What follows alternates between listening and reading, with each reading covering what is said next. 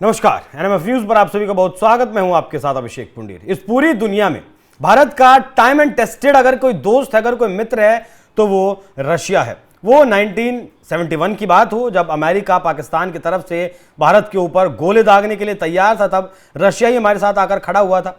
हमारे पास हथियारों की बात हो, ज्यादातर हमारे पास रूस के हथियार हैं। और आज की बात हो, आज जिस तरीके से अमेरिका भारत की अर्थव्यवस्था को बर्बाद कर देना चाहता है।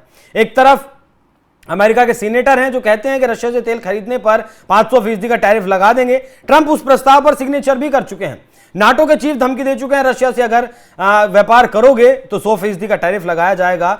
वहीं रशिया एक ऐसा देश है जिसने जैसे ही भारत के ऊपर अमेरिका की जो टेढ़ी नजर थी वो पड़ी, वैसे ही अमेरिका के खिलाफ और ज्यादा सख्त रशिया हो जाता है। इसी रशिया में भारत के एनएसए अजीत डोभाल पहुंचे थे। भारत के एनएसए से मुलाकात करते हैं रूस के राष्ट्रपति व्लादिमीर पुतिन। अपने आप में यह बात बेहद खास हो जाती है, क्योंकि पिछली बार भी जब इस सम्मेलन में शामिल होने के लिए भारत रूस सम्मेलन जो होता है हर साल, उसमें भारत के अधिकारी जाते हैं। कभी भारत के अधिकारी रशिया जाते हैं, कभी रशिया के अधिकारी भारत आते हैं। इस बार एनएसए अजीत डोभाल गए, पिछले साल भी एनएसए अजीत डोभाल ही गए थे। पिछले साल भी Vladimir Putin NSA Ajit Doval से मिले थे। एक राष्ट्रीय अध्यक्ष का एक एनएसए से मुलाकात करना यह दिखाता है कि भारत से कोई भी जाएगा तो उसे सम्मान उतना ही मिलेगा जितना एक राष्ट्राध्यक्ष को भारत के मिलता है। इस बार भी ठीक वैसा ही हुआ। और इस मुलाकात के बाद जो कुछ ऐलान हुआ, उसने अमेरिका की सांसें रोक दी हैं।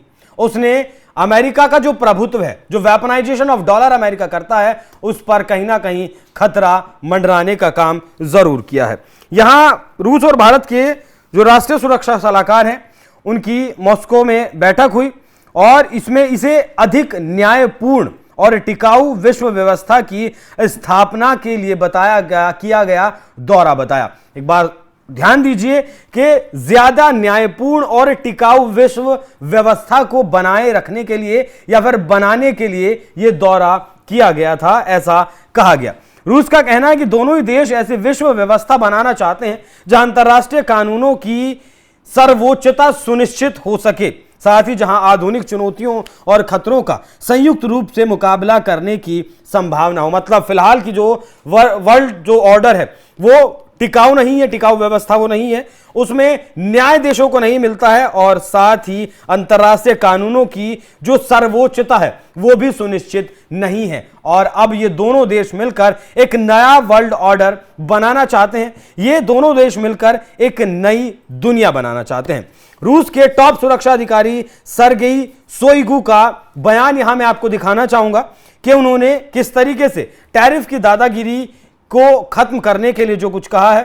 उन्होंने कहा है कि एक नई अधिक न्यायसंगत और टिकाऊ विश्व व्यवस्था बनाना है जो अंतर्राष्ट्रीय कानून की सर्वोच्चता सुनिश्चित करे, साथ ही आधुनिक चुनौतियों और खतरों का संयुक्त रूप से मुकाबला करे।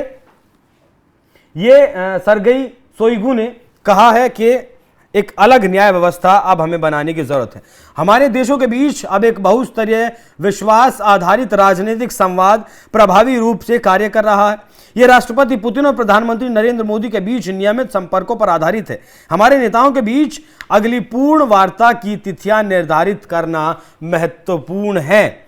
मॉस्को के लिए सबसे महत्वपूर्ण बात भारत के साथ विशेष रणनीतिक साझेदारी को व्यापक रूप से मजबूत करना है, जो पारस्परिक सम्मान, विश्वास और एक दूसरे के हितों के प्रति बराबर चिंता और एकीकृत एजेंडे को बढ़ावा देने की इच्छा पर आधारित है। क्रेमलिन के विदेश नीति एक्सपर्ट यूरी उशाकोव ने भी यह कहा कि रूस अमेरिका के विशेष दूत स्टीव विटकॉफ के मॉस्को दौरे से जुड़े अपडेट भी डोभाल को दिए जाएंगे। यह अपने आप में एक बहुत बड़ी बात है। स्टीव विटकॉफ अमेरिका के दिग्गज कूटनीतिज्ञ हैं। वो पुतिन ट्रंप मुलाकात की जमीन तैयार करने के लिए मॉस्को में हैं। यह मुलाकात अगले सप्ताह हो सकती है। अगर पुतिन ट्रंप की मुलाकात होती है तो यूक्रेन युद्ध पर अहम गतिविधि हो सकती है। ऐसी स्थिति में ट्रंप की टैरिफ पॉलिसी में भी बदलाव देखने को मिल सकता है। विटकॉफ ने बुधवार को ट्रंप से मुलाकात की थी उरी उशाकोव ने यह भी कहा कि हर कोई पहले से ही जानता है कि विटकॉफ की रिपोर्ट के तुरंत बाद ट्रंप ने अपने कई प्रमुख यूरोपीय भागीदारों को बुलाया और उनके साथ इस मामले पर चर्चा की। बैठक के दौरान चर्चा किए गए मुद्दों के बारे में सूचित करना शुरू कर दिया गया।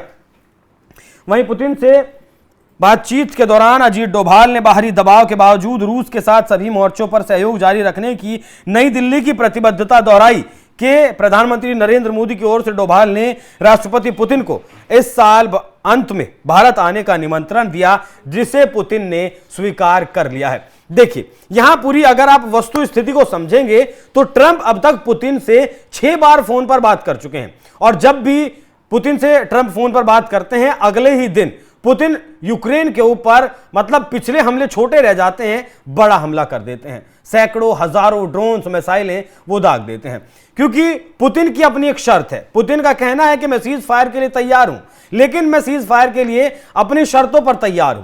पहली शर्त तो यह है कि जो फिलहाल जेलेंस्की हैं, राष्ट्राध्यक्ष यूक्रेन के गद्दी पर जो बैठे हैं, जिनकी वजह से आज ये दुनिया इस चीज को देख रही है, वो उन्हें अपनी गद्दी छोड़नी होगी। दूसरी शर्त यह है कि जिन हिस्सों पर यूक्रेन के जिन हिस्सों पर रशिया कब्जा कर चुका है, उन हिस्सों को रशिया वापस नहीं करेगा। और उन हिस्सों का अगर रशिया वापस नहीं करेगा तो यहां ट्रंप के लिए यह दिक्कत वाली बात है, क्योंकि ट्रंप यूक्रेन के साथ 50-50% की डील कर चुके हैं। ट्रंप यूक्रेन के साथ डील कर चुके हैं कि आपके यहां जो जितने भी खनिज पदार्थ हैं, जितने भी रेयर अर्थ मिनरल्स हैं, उनकी खुदाई अमेरिका करेगा और उसका 50% अमेरिका लेकर चला जाएगा, क्योंकि अमेरिका का ऐसा कहना है कि $350 बिलियन से ज्यादा उसने यूक्रेन को दिए हैं रूस के साथ युद्ध करने के लिए। ट्रंप यहां बौखलाए हुए इसलिए भी हैं कि पुतिन, ये बात करें अगर इकोनॉमी की अगर बात करें तो रशिया $2.5 ट्रिलियन की अर्थव्यवस्था, अमेरिका $30 ट्रिलियन की अर्थव्यवस्था, उसके बावजूद भी रशिया ट्रंप की बात सुनने के लिए तैयार नहीं है। हालांकि दोनों दूसरे विश्व युद्ध के दौरान दोस्त हुआ करते थे, जापान और जर्मनी को हराने में दोनों साथ थे, लेकिन प्रभुत्व की लड़ाई थी तो दोनों के बीच टकराव हुआ, कोल्ड वॉर शुरू हुआ और अमेरिका की साजिश के चलते 1991 में यूएसएसआर जो हुआ करता था वो टूटा और 15 देशों में विघटित पूरी तरीके से हो गया। यहां रशिया इसी बात के लिए अमेरिका से खार खाए बैठा है। फिलहाल लॉन्ग रेंज की जो बैलिस्टिक मिसाइलें हैं वो भी रशिया ने अमेरिका की तरफ तैनात कर दी हैं। INF जो संधि दोनों देशों के बीच हुआ करती थी, उससे रशिया ने खुद को यानी 2025 में अलग कर लिया है।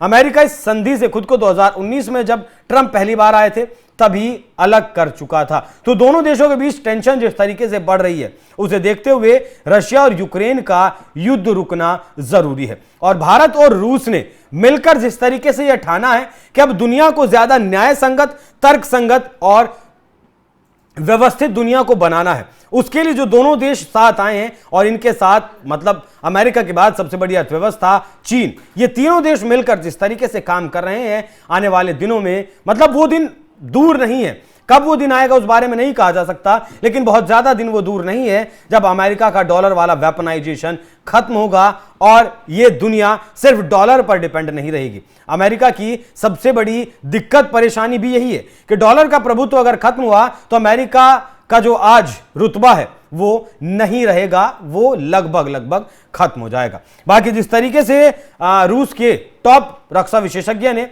जो कहा है उस पर आप क्या सोचते हैं, अपनी राय हमें कमेंट कर जरूर बताइएगा। नमस्कार।